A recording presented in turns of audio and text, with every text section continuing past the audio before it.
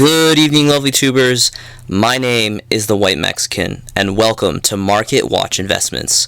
I have a plethora of cards that I'll be showcasing for you guys tonight, and I do hope that you will enjoy. So tonight, I'm going to be showcasing a bit of a mix today. There's going to be a little bit of Splight, potential tech choices, and a little bit of randomness, and a little bit of collector stuff towards the end. So a little bit for everyone tonight.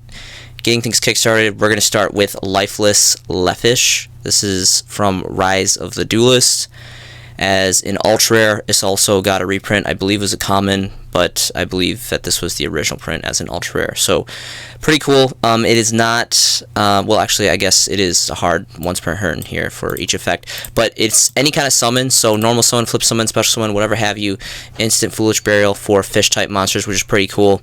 And then this second effect, you can get some recycle factor and then +1 with a draw, which I think is pretty cool. Level 4 water, fish type, of course. Not so much of a great attack stick, but interesting artwork too. All around just a great generic water card, or fish cards more specifically.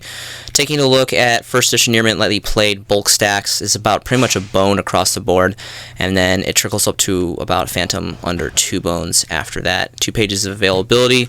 Pretty awesome stuff. Again, the original print I believe was a common. The original print was the ultra rare, and then the common was the reprint. Okay. Moving on is going to be, however you pronounce this, I can't speak English tonight, and then a luminous lunar dragon. Really, really cool. So this is the reprinted variant, dawning out of 2021 Tin of Ancient Battles as a prismatic secret rare, which looks really, really great, in my personal opinion.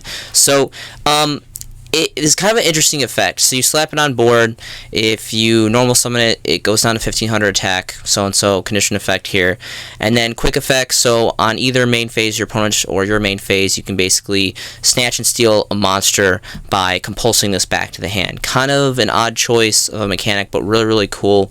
Obviously, if you normal summon it, or summon it without tributing, it gets cut down to 15, which is a limiting factor, but an all-around really solid card for what it is. This card is really gorgeous looking aesthetically, being a prismatic secret, and it's extremely affordable. It is a light, it is a dragon. It's got pretty cool artwork too. I love the moon in the background, hence probably the lunar part of the name here. So pretty cool for what it is, and this is incredibly affordable. I mean, even stacks are about 0.25 a bone. Very, very affordable. There's a fat stack of 134 here for under 30 cents. And, you know, plenty of pages of availability, so really cool stuff. The original print was an ultra rare out of Rise of the Duelist, so interesting. Next is going to be, so the rest of this tab here is going to be specifically geared towards splites. So splites are dawning out of Power of the Elements, which is coming to us here in the TCG around the middle of August, I believe. I'm really excited about it. It's going to be awesome. I bet you guys are too. So we're going to go ahead and take a look at some potential tech choices or options. Of course, Appaloosa, really great control, negation effect, relatively generic, and she's riding a polar bear. So, I mean, what more can you want? This is like pimp status right here. Really, really cool artwork. Original standard secret out of Raising Rampage. Very much a collector's card, and very much a strong you know, playable card as well, depending on what you're playing here in these Yujuman days. Starting market price for first edition Near Mints exclusively is going to be around 40 bones, and then trickles up to about 50 bones after that relatively quickly. And we'll switch over to stack pricings. It looks like there's 2 listings starting at 50 or 48, and then goes to about 60 bones almost after that for the stacks. We'll switch over to lightly played, and it doesn't look like there are any lightly playeds for first edition, for stacks at least, so we'll take off stacks, and it looks like there is, well, there's a Near Mint for 40, and then there's a lightly played for 42, however that works out. So either way, you're pretty much going to be going for the first edition. So not only, again, besides this being a great card in general, I'm sure it's been somewhat power crept, there's pretty powerful things that come out all the time. But again, just like the Ghost Girls, again, I'm a huge avid fan of the Ghost Girls for original first edition secrets, highly collectible and rotate through the metagame. This is also really, really great, high rarity secret rare, waifu tax, amazing artwork, amazing rarity, and, you know, comes in and out of the game. So really, really awesome. And then of course we have the Starlight rare, which, you know, interesting enough, you know, I used to hate on Starlight rares all the time. I personally finally own one Starlight rare. It's the Dynamorphia chick, which I got in a trade from my buddy not too long ago, which was pretty cool. And you know, they're really not that bad up in person. I guess just online and photos they really just don't look that great, but in person they look okay. Not all Starlight rares I enjoy personally, but some of them are really cool. Like my personal favorite is Stratos. I think Stratos is probably like the coolest looking Starlight rare that we have, in my personal opinion. And then Diffo dropped, of course, Ghost Bell, which I'm a huge fan of Ghost Bell, and it actually looks pretty smooth in Starlight. So I'm kind of shifting my mindset, adding a little diversity to the white Mexican cachet here, and starting to accept more of the Starlight rares and just kind of take them for face value, especially seeing how difficult they are ratio-wise to pull. Unless you're that one kid that pulled a whole box or case of pure Starlight rares, which was just a once-in-a-lifetime experience, and which was pretty insane. Okay, so there is a European French one here for 1,150 plus 5-bone shipping here, which is interesting if you guys are into some Frenchy stuff. And then it looks like it's going to about Phantom under $2,000, and then $2,000 plus quickly after that. There seems to be only a single stack, one page here, and the only stack is for $3,000. Incredible.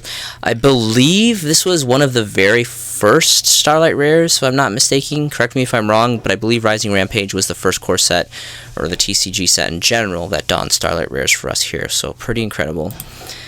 Next is going to be infinitetrack Fortress Megaclops. So bear with me. This is a little bit of, you know, kind of a reach, a little bit of a stretch, but you always got to reach higher in life, and this is a really credible card. So if you guys don't know what it does a couple of things. You can read it. It is relatively difficult to get out. You're definitely not going to get this out unless you're playing some kind of XYZ Swarm combo deck, as you need 3 separate XYZ monsters to summon this. I think that's really cool about this is more for this part. This effect is just ridiculous, really awesome, really strong. It is a 4K beater, and it's got, you know, some favorable arrows here. If you're into that, pretty awesome. Of course, high rarity is secret rare. It is dawning out of the Infinity Chasers, which is a subset. Apparently, there's some couple other variants. Be surprised if there isn't anything higher rarity than this. I'm pretty sure this is the highest rarity than the original print as well. The best thing about this is it's extremely affordable. There's a onesie twosies here for under 2 bones, and then it trickles up to about 2 bones. There's a stack here for 3 bones. Really quick, we'll switch over to stacks. It's about pretty much 3 bones all across the board for bulk prices. And here's a stack of 24 near mint first edition right here. Let's take a look at other variants. There was a disgusting ultra rare reprint that no one really cares about. Okay, good night. Moving on is going to be borderload Savage Dragons. So I used to not really think much of this card, but this is a really good card. Again, this just goes to prove that White Mexican is not really knees deep in the meta, and I haven't been for quite some time. Slowly trying to kind of get my learn on and figure it all out. But this is a really incredible card, and I think that even this, with all the Link monsters, more specifically, you know, blending builds, you can get some great control effect and negation on board with this. It has the amazing aesthetically pleasing rarity of Prismatic Secret for the reprint, which I think is fantastic, completely superior to the original ultra rare from Savage Strike in my personal opinion. And you know, it's got great stats. It is a Synchro 8. I'm a huge fanboy of level 8 synchros. It's a dragon, it's a dark, it's got an amazing control effect, really awesome stuff, and it's a relatively pricey card. Starting market price is going to be 35 bones for first edition lightly played copies, then it goes to 36 for near mint first edition copies. There's 6 pages of availability. If we switch over to bulk prices for lightly played near mint, it's going to go to about 40 bones for the first stack of lightly played, and then 42-ish, 41 for this stack, and then continues to trickle up after that. And then someone boldly is listing 125, which is never going to sell, but you got to be ambitious in life. So there is alternative versions, of course. It was, again, the original ultra rare from Savage Strike. If you guys have this, I would definitely sell it, and I would pick up a Prismatic Secret because it's better in every single way, in my personal opinion. Next is going to be Necro World Banshee. So again, I'm experimenting. I'm currently cracking down in the labs, trying to crack a code and formulate a design build that blends Zombie Horde engine with splites, going for kind of a dark, because a lot of splites are dark, and you know, there's a lot of different dark support, but that's something, a White Mexican project is kind of sideboarding right now as I prep for splites to you know, be donned here in the TCG. And this card is really, really amazing. It just got a really terrible, awesomely nasty, disgusting, terrible ultra rare reprint, I believe in the second haunting, if I'm not mistaken. This is the OG print as a super rare, and it's of course from Structure Deck Zombie Horde. This is an amazing card. This is just an awesome control card in general. Zombie World really jacks up a lot of plays. Obviously it's easily removed, but the sheer fact that this is a quick effect and you can chain it to stuff is really, really powerful. And you can pretty much just dig Zombie World out of your deck at pretty much any standpoint in the game, which is really awesome. Amazing artwork, and just an all-around amazing card. Super biased, love zombies, but you can't deny that this and Super Polymerization are just an amazing combo. Okay, so starting market price for Near Mint First Editions is going to be pretty much about like 3-ish bones after you factor in shipping, roughly give or take. 6 pages of availability. We'll switch over to Lightly Played. It's roughly the same. And then we'll switch over to bulk prices, and it's going for about 9 bones starting market price for the stack of 5, and then trickles up quite significantly after that. So bulk prices is quite pricey on this. And then the second haunting donned this ultra rare that no one really cares about. Okay, next is going to be World Legacy in Shadow. So this is a World Legacy card, but it has to do with crawlers. You guys may or may not know, crawlers is another engine, flip effect based engine that I am trying to rotate through and experiment with. And pretty much in the works right now, I have like Zombie Splite and I have Splite Crawler, and those are kind of my 2 main engines. I know everyone's talking about Frog Water engine, how it's gonna be the best and totally awesome, and totally awesome this, totally awesome that. I get it. Totally awesome is totally awesome. Great control card, but I've always kind of been a little bit to break the fold and try something a little bit different. I'm not saying I'm the only one. There's definitely a lot of people that have talked and considered blending in different blends such as Crawler, and I'm very much on the fanboy train of experimenting with Crawler. So we'll see how that goes. And this is the solo print common from Circuit Break. And this card is pretty incredible. If you guys don't know what it does, you can pause the video, read this effect. It's got some really, really great recycle factors, and it's just an all-around really awesome card. Field magic card as well, awesome, and pretty solid artwork. So since it is a common, I just went with first edition stacks. Starting market price near mint is, you know, Phantom under 2 bones, and then there's a fat stack of 33 here for, you know, again under 2 bones. And 1 page of stacks on that. So interesting. Again, keep in mind it's a solo print. I think it'd be really cool to get, you know, maybe like a super rare OTS super rare reprint or something. Next is gonna be another World Legacy card, Mind Meld. Very much has to do with crawlers though, so it's kind of interesting how they like hid that in there or blended it. Not so sure about this. This is like, I don't know. So these last 2, I don't know. I definitely would run the field magic. As far as these 3, I'm not sure if I would run them. Probably more so Legacy Pond as opposed to Mind and Cliffhanger. But if you pull this off, this is a really incredible card. Pretty situational because it has to be a link versus a link. But, you know, especially if it's like, you know, mirror match, you know, they're going to have a link, you're going to have a link, and you can do a link smash and just completely, like, you know, clear field and graveyard, and it's pretty insane. Anyway, so this is what this does. This is probably another common, but this is the original variant out of Cybernetic Horizon. Just a common, very affordable. So first edition stack, starting market price is just a dime, and then not even 20 cents after that for bulk prices. So pretty awesome. And then next is going to be pawns. So out of the 3 traps that I'm showing here, I think this one is probably the stronger one. Mainly wanted to show you the field magic card. That one was what I was really excited about, and it's really good, and I'm definitely going to run it in my crawler blend. But this is what this does. It is a continuous trap card, so keep in mind you can activate it on your opponent's turn as well as your turn, which is pretty awesome.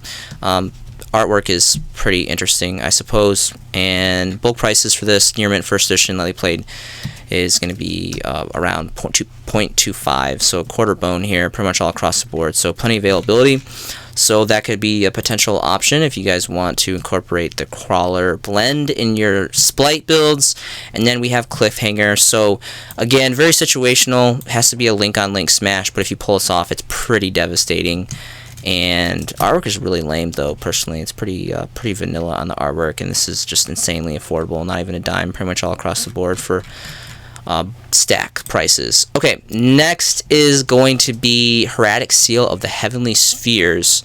So I think there's two variants of this. Unfortunately, they're both ultra rare, but this is the original ultra rare, dawning out of dual power, which you know, is dual power, and really cool effect. Amazing effect. Like this, you don't even need to run this specifically. It does say Herratic, but you don't. Just any dragon deck can run this, and it's an amazing card. Hence why this price point here is pretty stabilized. But really cool artwork, amazing effect. If you guys don't know what it does, pause the video, read this effect.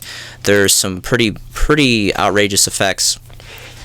And yeah, this is just worth, you know, pretty good money. I mean, 6 bones, 7, 8 bones, pretty much all across the board here for first edition copies. We'll switch over to bulk prices. It looks like there's only a single stack, one stack of bulk prices here on TCGP platform. Stack of 4 for 8 bones, but then you gotta incorporate this 5 bone shipping, so be aware of that. So if you guys have bulk prices of this, good time to sell, especially for bulk, seeing how there's only one listing. The other variant is the original Ghost from the Past, which is roughly around the same price. It looks like this one's a little bit darker print, maybe just be the picture.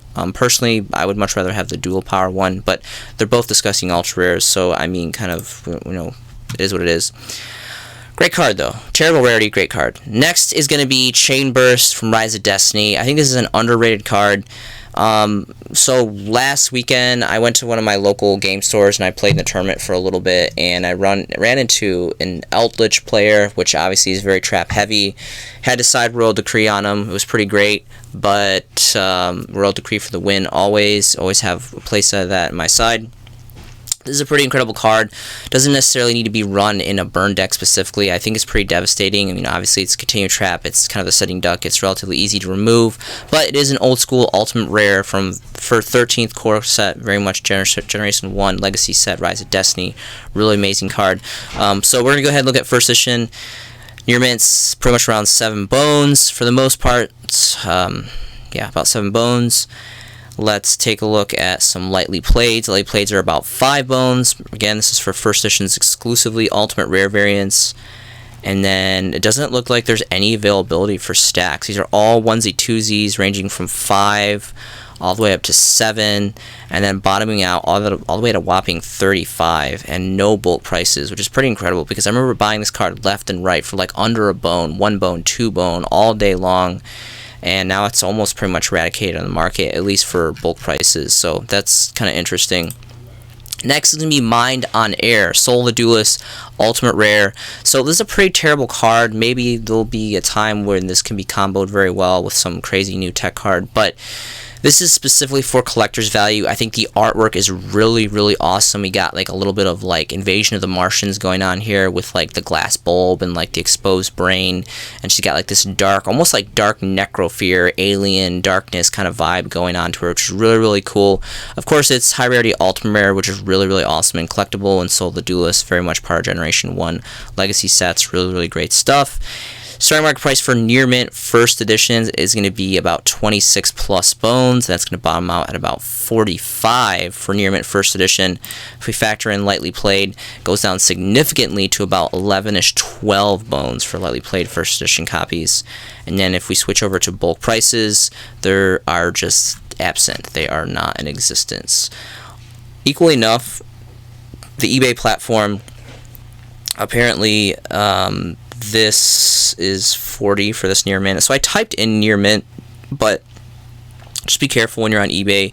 Make sure you read everything. It's a little bit more specific on eBay, but it's roughly around pretty much the same prices, or like kind of at a premium more here on the eBay platform. You know, be careful. There's rares also that dawn from the same set, so make sure you're getting the ultimate rares. And then the last card that I have to showcase for you guys tonight is going to be the one, the only, the infamous Creator. So 13th core set, Rise of Destiny, very much part of Generation 1 Legacy sets. Amazing collectability, amazing card, amazing artwork. This reminds me of something from Dragon Ball Z. I can't remember specifically like the name. I guess maybe it's like these orbs. These orbs remind me of kind of like Frieza's dome. But there's something else that I can't remember. I think it's like one of like the androids, but it was like on a mass scale. I can't remember. Losing my mind over here. Anyway, amazing coloring, really old, amazing Legacy Generation 1 set, high rarity of ultimate rare. Pretty cool effect. Obviously doesn't hold up too strong anymore, but back in the day, this was just a blowout card. And it's a level 8. And it's a light, it's a thunder, which is pretty cool. We don't really have a lot of thunder baddies, so it's pretty awesome that this is a thunder. Near mint first edition copies are going to go for 100 bones, and then it's going to trickle up to about 105, and then it continues to trickle up after that. These are all onesie twosies for near mints. There's not any options for near mint first edition ultimate rare copies. If we switch over to lightly played, it's the same case for lightly played. It doesn't look like there are bulk prices for this, and it goes down to about 41 plus for lightly played first edition. And there's about 4 pages of availability, and then it bottoms out at 340 apparently at this very illustrious, ambitious price point here. So really, really awesome stuff. And then we're going to go ahead and check the eBay platform. It's about 200 bones, give or take, if you break it down. Not as many options, hardly enough here on eBay. Kind of gets obscure towards the bottom. But always check your platforms, whatever it is that you guys personally like to use. I personally use eBay more so for bulk prices for sealed product, but that's just kind of what I do. And then TCG Player for lower end singles. Thank you so much for joining me tonight. If you've enjoyed this video, please share it with someone that you believe will also enjoy it. Remember, it's important to be aware that there must be buyers willing to pay the prices you set for the cards you invest in. But keep in mind that not every investment has the same turnover rate. Be patient. Some things take time in life. Stay confident and believe in your investments, my friends. The world is a dark place, and life is difficult. Be aware that you never know what others are enduring. Please remember to be a friend, be a brother, be a sister. Love and encourage those that surround you, always. I hope you guys are making some fantastic Yu-Gi-Oh! Investments yourself. This has been a showcasing by The White Mexican, and I will see you in the next video.